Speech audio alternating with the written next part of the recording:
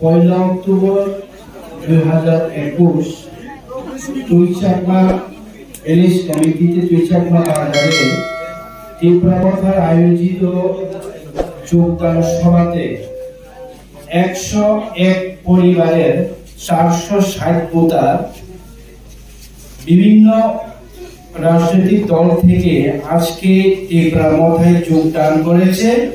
আজকে মহারাজার সাথে আমাদের তীব্রমথার সাথে গ্রেপ্তার তীব্রলেনের সাথে ওরা আগামী দিনে লড়াই সংগ্রাম চালিয়ে যাওয়ার প্রতিশ্রুতি দিয়েছে।